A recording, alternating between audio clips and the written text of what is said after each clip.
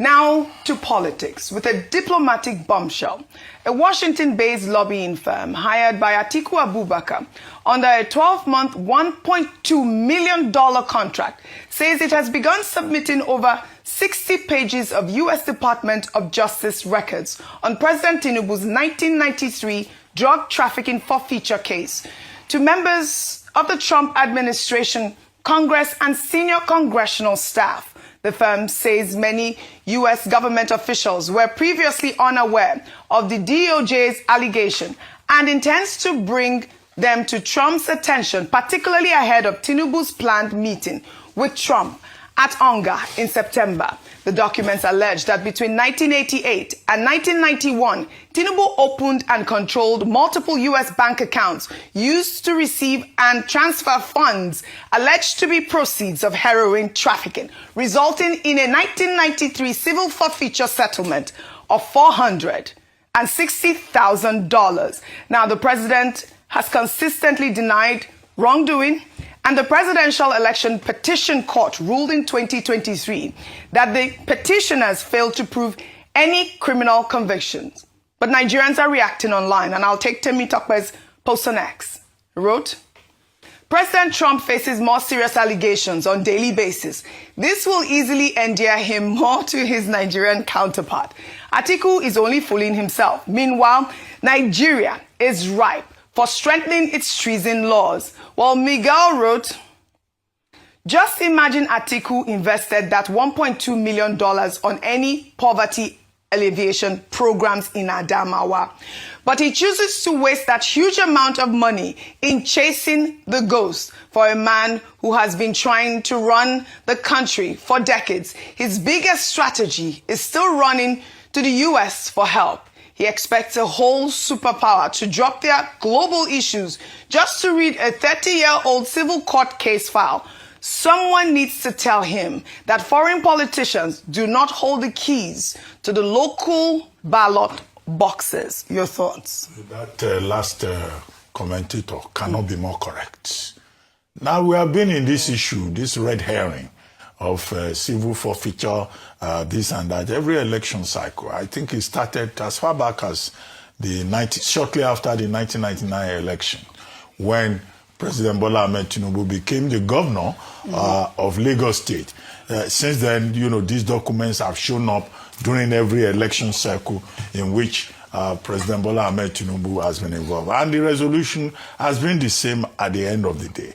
The most recent being the 2023 general elections in Nigeria, when, petitioners, I think it was Mr. Obi at the time, went to the Presidential Election Petition Court to say that President Bola Ahmed Tinubu, as candidate of the APC, should have been disqualified because he had a matter in the United States. This is the same thing that the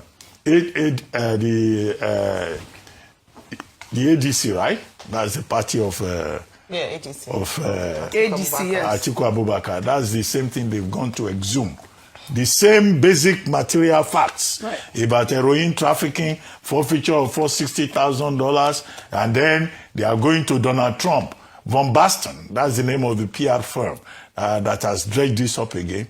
They are talking to Trump. They are talking to Department of Justice. They are talking about a freedom of information disclosure by one lawyer at a certain time. Just the same story all over again. Just to make a few points. The first is, I don't think anything will come out of it because we are dealing with two different jurisdictions here. And that particular matter, no matter how it was resolved in the United States, has not even been registered in Nigeria. So you can't just go and exhume something without following the due legal process. That's one. Number two is that Alhaji Atiku Abubakar is spending over $1.2 million. $1 million. Yes, $1.2 million. $1.2 million to go and hire a PR firm in Washington. Now, we have PR firms here in Nigeria that are also doing very well. We have the Institute of Public Relations. We have distinguished public relations experts. Now, a man who wants to rule Nigeria, if he is giving out business, why doesn't he encourage the PR industry in Nigeria? There's nothing that Von Bastein will do, whether to dredge up some material or to lobby in Washington, that we don't have people, PR firms with even international connections that they cannot do here in Nigeria. That's the second point. Right. The third point here is that people are saying Trump should take a decision on Nigeria. It's not Trump that will come and determine the outcome of 2027 election. And I think that it's some kind of unpatriotic pitch to think that, oh, if you blackmail a candidate in the Nigerian election, then Donald Trump will step in and say, this is what I want in Nigeria.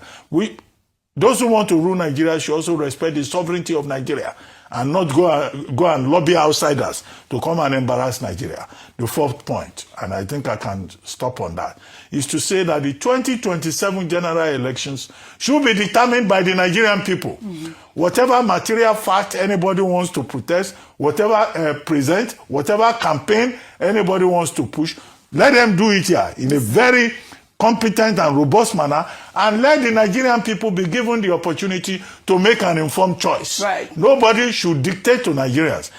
Nobody is going to say you must vote for Tinubu by force. I know everybody you should be able to make your choice. It's just a sentence from you, Rufai, because you have spoken. Just a sentence and a question. Dr. Abati, why didn't you also slam the federal government for going to employ American PR firm? Why didn't they employ? It's the same logic. It's the same logic. We have a PR industry here that is thriving. Go ahead.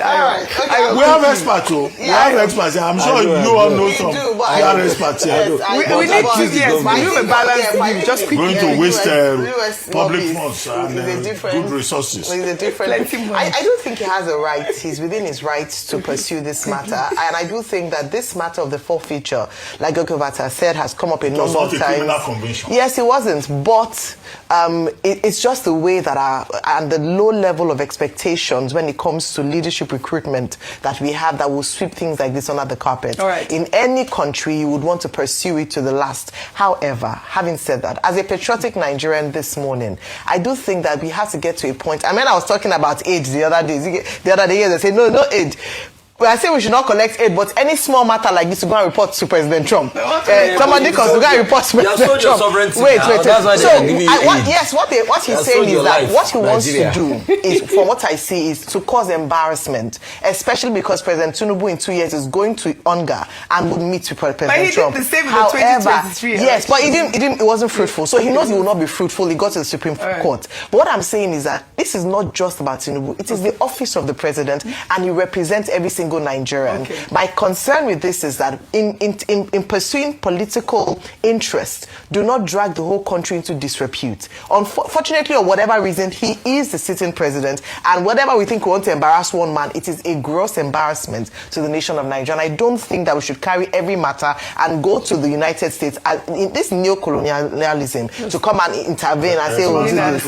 No, we're giving too much power to the United States at this point. Well, thank you. Trade problems with Mexico and Canada. Sends lobby. And leave Nigeria alone. It's the same thing. All right. Your government sends lobby. No, that's collaboration. Wait now. Which collaboration? Collaboration called Atiku Abubakar, the only man who have been contesting to become the president of Nigeria for the past 80 years. He will come, he will contest, he will lose, he will travel back to Dubai. He will come, he will contest, he will lose. As a man, he's just trying anything possible just to become the president of Nigeria. And the way they see, I like say the man not going to ever become president too. And the way they see him, the way he see, maybe he no go become president. So now what he going to do now? As Tinubu day now, since I know if he become president, he will be the president, and I no go make him. Make you enjoy the presidency. I go make that seat the hot for your buttocks. Nothing Atiku they do. And then don't go carry Tinubu matter now go U.S. Make them come investigate Tinubu. Where shall two of them fit each other? They are the birds of the same feathers that flock together. Tinubu, Atiku. I think two of them deserve. Make them they tackle each other. The video you just watched now, you see you heard everything they said in that video. Tinubu case, I don't know, every day problem, every day case. Tinubu, this country, I don't know. Sometimes I ask myself, how did we get here? As in, who do we offend in this country? wetin be our offense? Can they categorically state our offense in the wetin we do? I beg, if they come across my channel, don't forget to subscribe, turn on the notification button, and whenever I drop content, YouTube will notify you, and always invite people to my channel. Thank you.